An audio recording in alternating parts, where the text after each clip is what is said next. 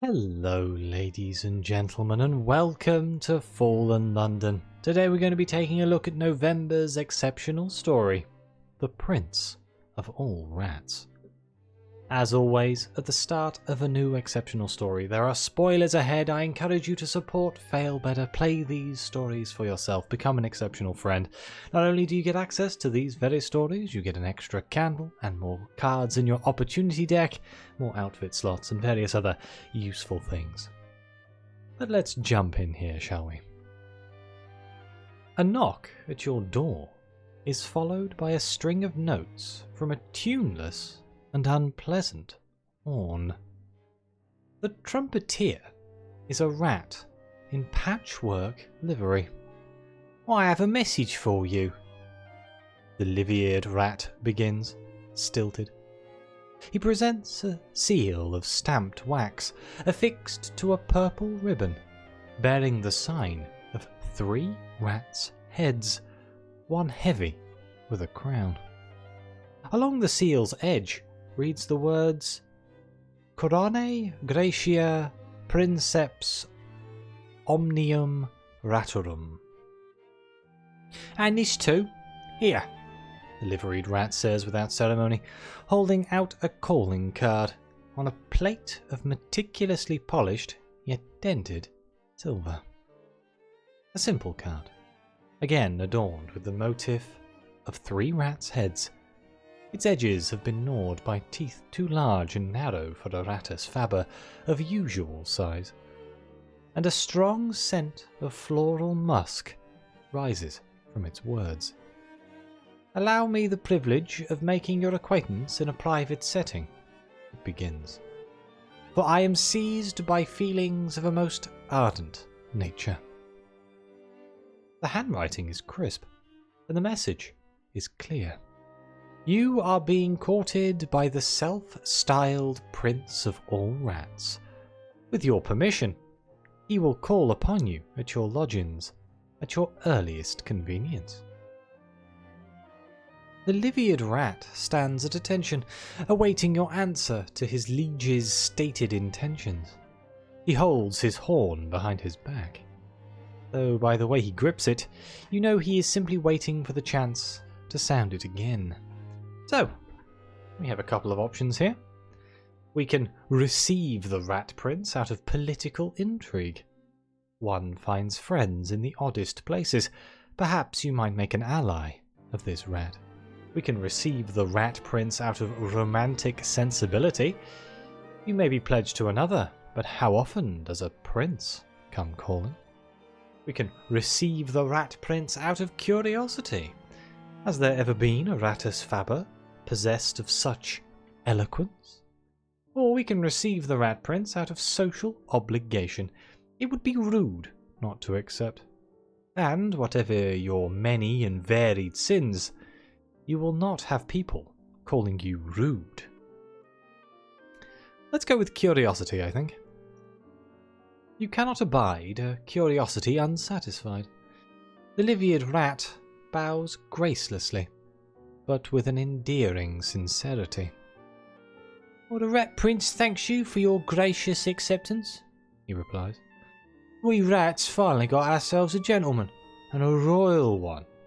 Maybe the first one we've ever had. So make sure you treat him with respect. And be sure to address the left head. That one does all the dreaming for the other 2. Got lots of ideas for us rats."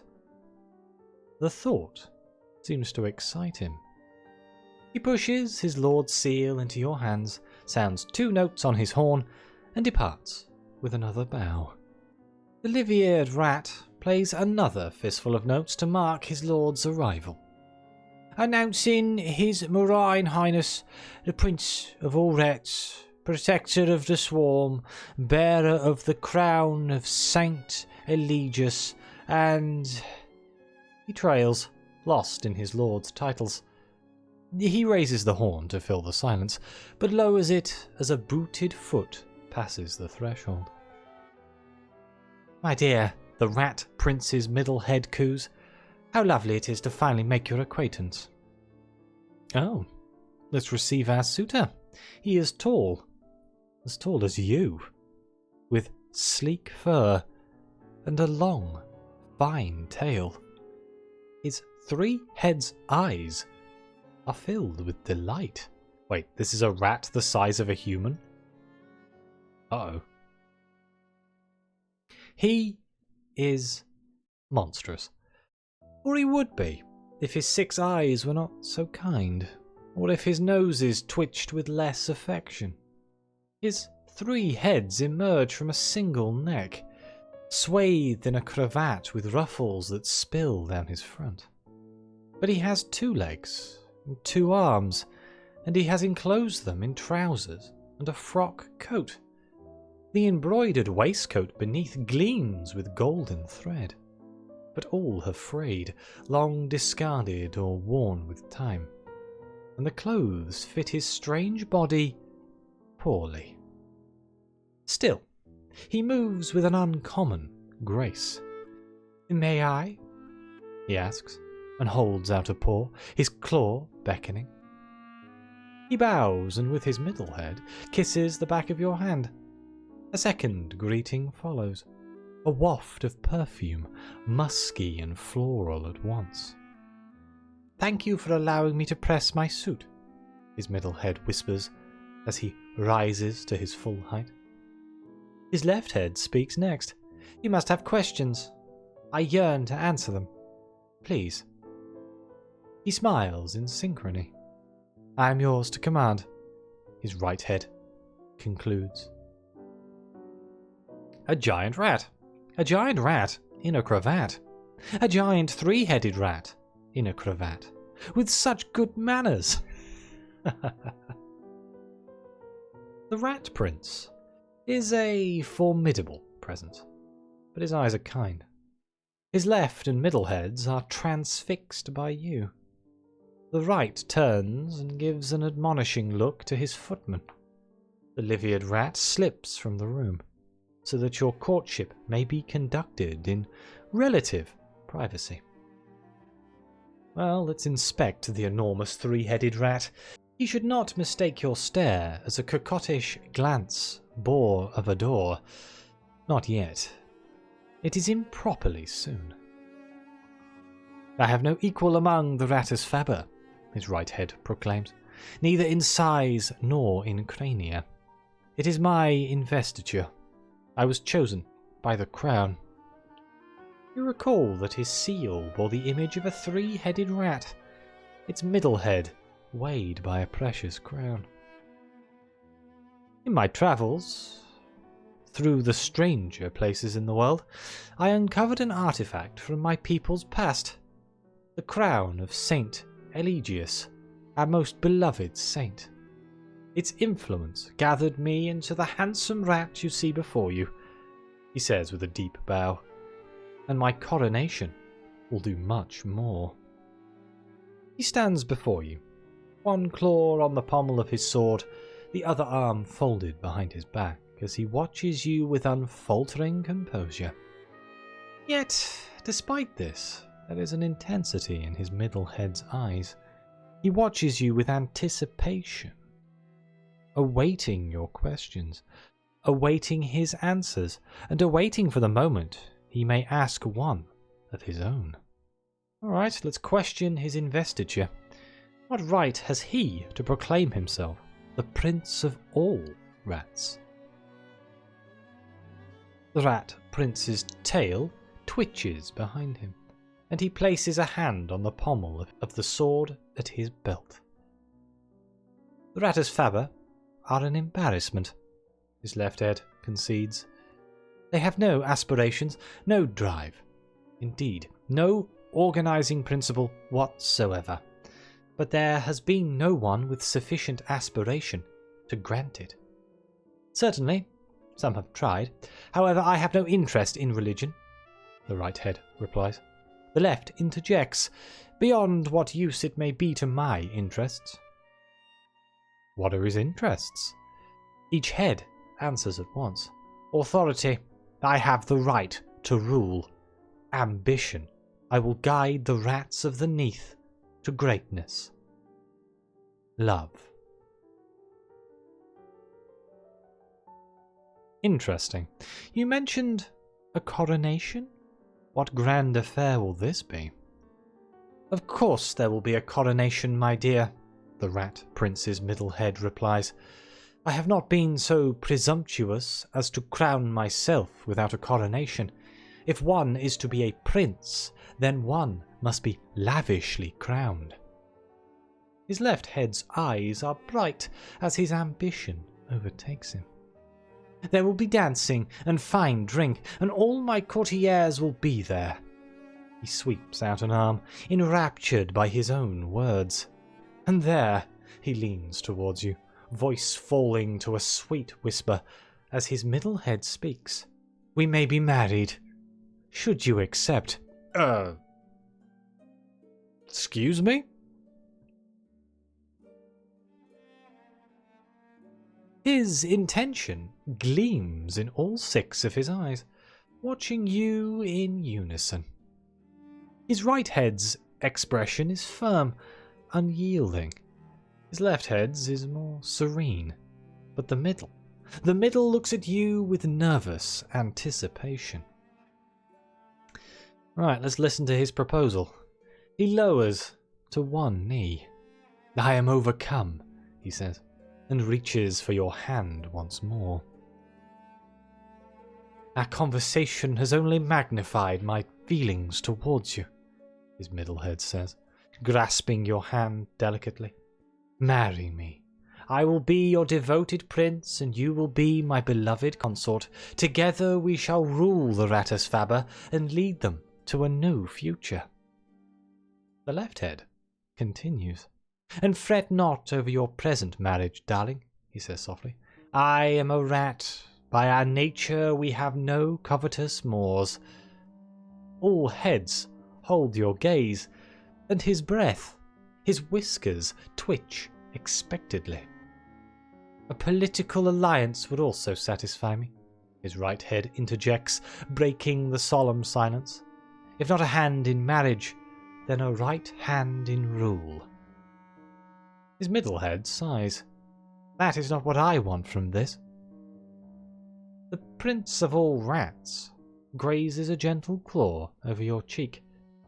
His 3 heads speak as one. Marry me.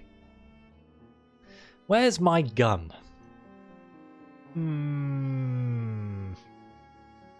The rat prince awaits your answer. There is a nervous energy about him, a tensing of all his muscles. His courtship, his vision for his future as a ruler of rats, depends on this moment. He slips a claw beneath the breast of his frilled coat, just above his heart.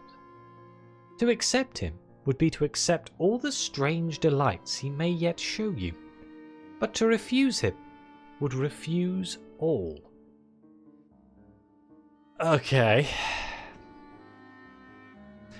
Why here? Why now? And why you? Flattering, perhaps? Mystifying? Absolutely. You have connections across the 5th city, his right answers, his voice measured. You move in many circles, the left adds. You inhabit many key positions. No, you are not merely a prize to be won, the middle says with a glance towards the right and left. You are a jewel in London's crown. I would treasure the chance to be near your brilliance. It is honest devotion. It is honeyed words from a silver tongue. When the silence lingers, his middle head speaks again. Accept me now so I may rejoice, or grant me the mercy of a swift rejection. He lowers his head. I beg you. Okay. 3 options. We can accept his offer of marriage.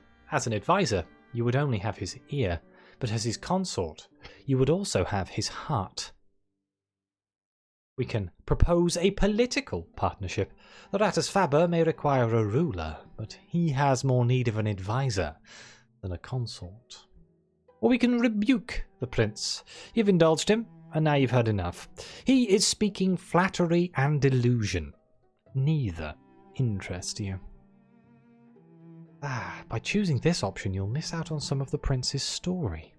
See, I don't want to miss out on the story, but it's also the one that I would probably choose.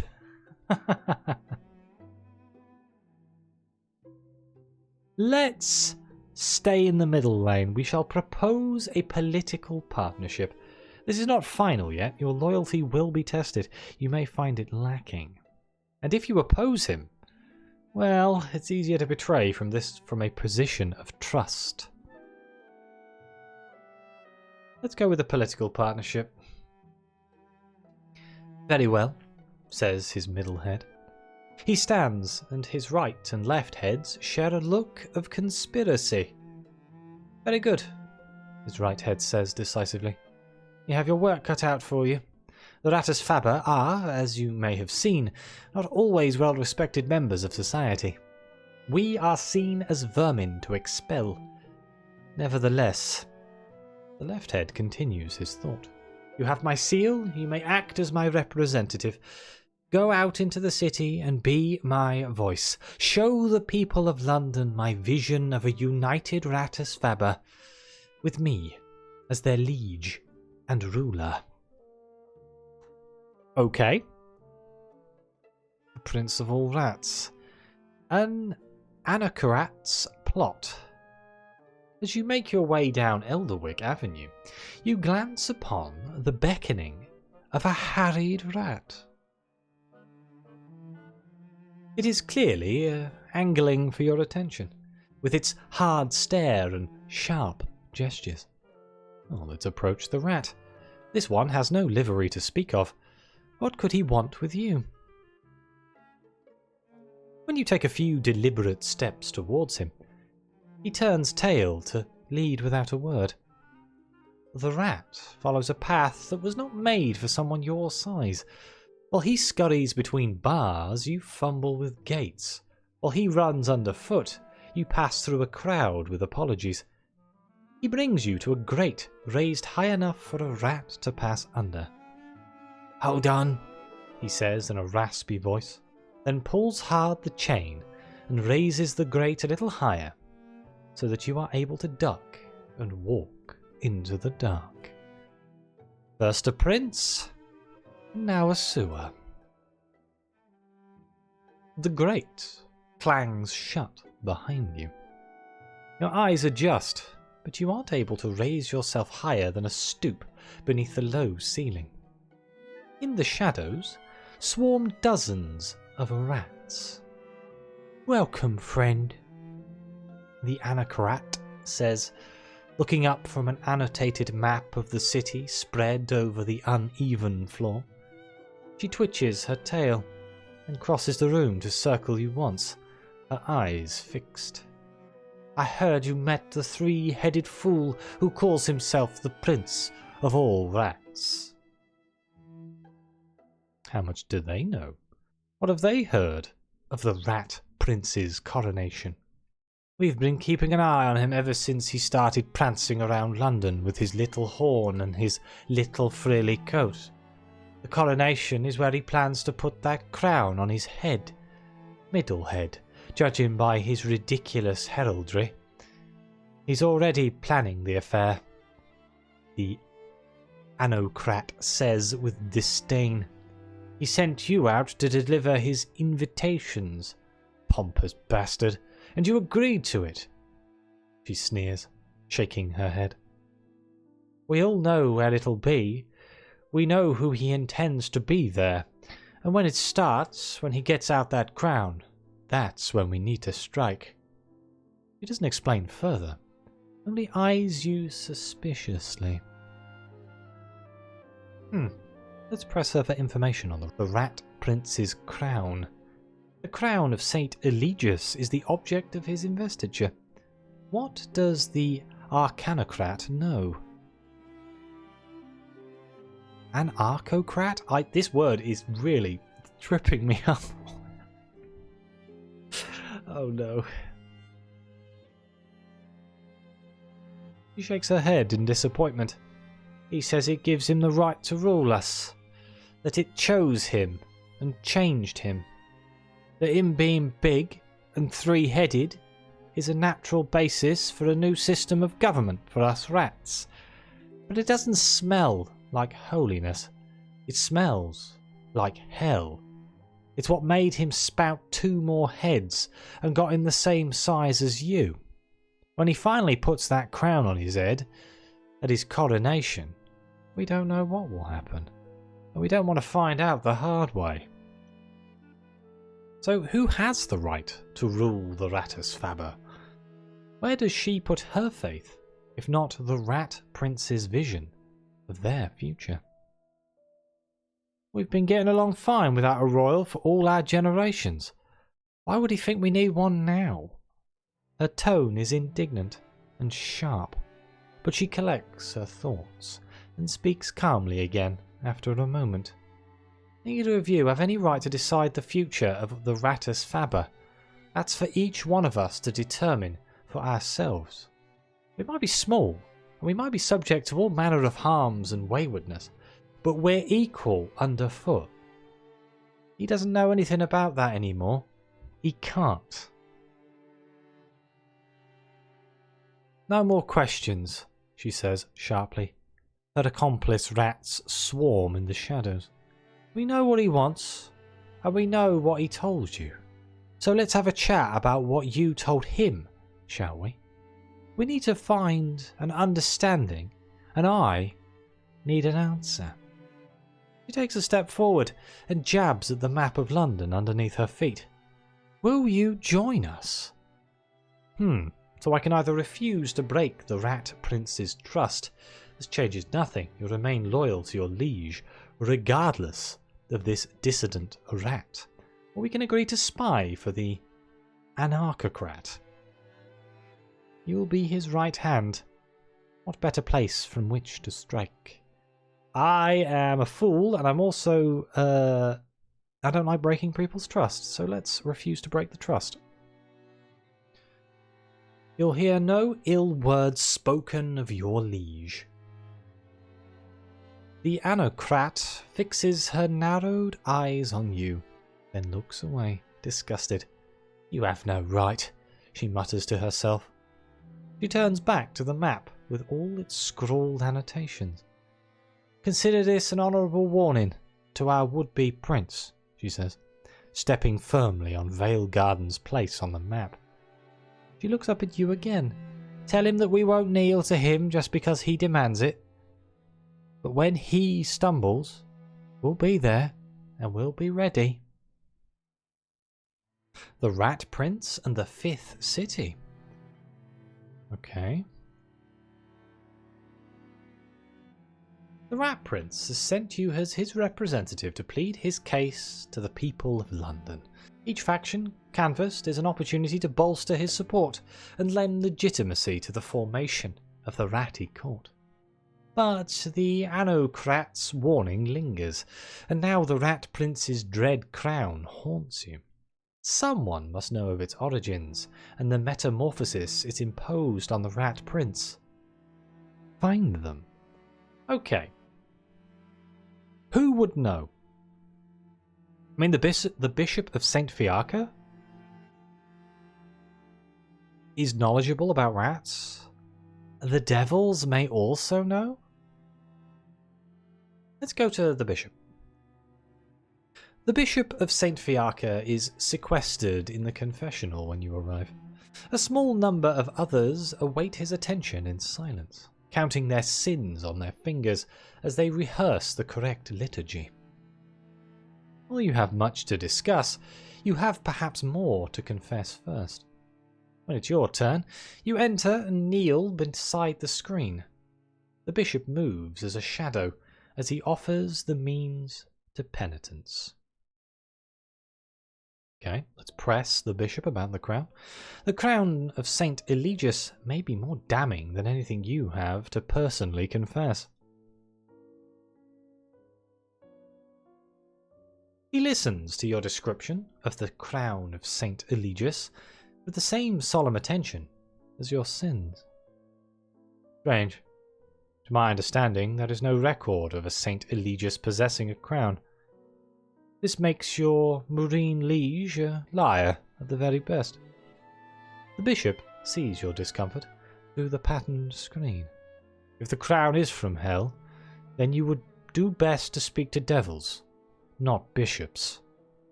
You have pieces of an answer. There must be others who can tell you more. I can convince the bishop to support the Rat Prince. Between your record of your blasphemies and trespasses and your debts, you raise the subject of your marine liege. I see. And this Rat Prince, does he wish to become fidei defensor, a defender of the faith, additionally to his other titles, of course? There is a pragmatic tone to his words. Souls hang in the balance, albeit small ones, and your marine liege may sway them. I can promise him my support, and the support of my parishioners, if he pleads to drive more rats to my door and to the sacraments. After a moment's consideration, he continues, and if he is a godly rat, perhaps we can spare a divine right for his rule. Useful? You never say no to a divine right. Let's go speak to the devils, shall we? The brass embassy is a difficult place to make one's voice heard among the devils of London, but they will want to know of a new prince in the Neath. Will the devils of London find a prince acceptable? Unlikely, based on their historic relationship with their own princes, but perhaps they will abide one among rats. You are here with your own agenda. Your words must fall on the correct ears to find any purchase in devilish designs. There is also the matter of the crown. Its existence is a sensitive subject, and its origins may be more so. But someone must know. We can call on Virginia. Few know more about the relics from old hell. They say she might be one herself. Virginia listens to your description of the Rat Prince's relic. She interrupts you before you have finished. It came from hell? The old crowns of hell are destroyed or lost. A grin, like a knife, catching in the grim light. We made sure of that. I suppose it might have come from the goat demons, but they favour horns, not crowns. A pause, a performance of thoughtfulness. Though if one had not always been a goat demon, one might craft horns of gold. She muses to herself for a moment before coming to a decision. There is a woman with whom I have a small but cherished acquaintance. If you find her, tell her Virginia says hello. You are granted the location of a reliquarian who specializes in objects from hell. She could be integral to your investigation, if you are able to find her. Let's strike a bargain on behalf of the Rat Prince. You are able to arrange a meeting with several dissident devils at Dante's Grill. They look curiously at the presented seal.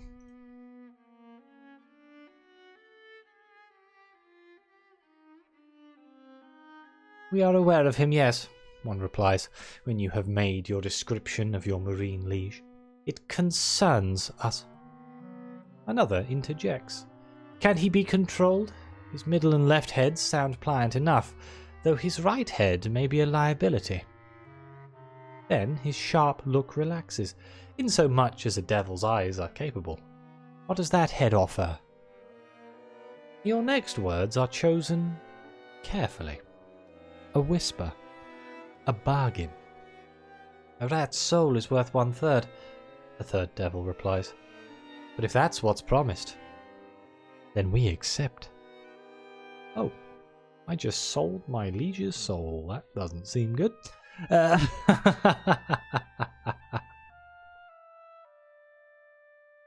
Whoops. But with that, I think I'm going to end this first episode here. We shall carry on looking at some of the other options in the next episode. So thank you all very much for watching. Please like, subscribe, let me know what you think. Your comments are greatly appreciated, especially on a first episode in a new story. It helps spread it around the horrendous YouTube algorithm, so any of your likes are greatly appreciated. Thank you again to the members and the coffee supporters. Also means the world to me. And as always, I'll see you next time.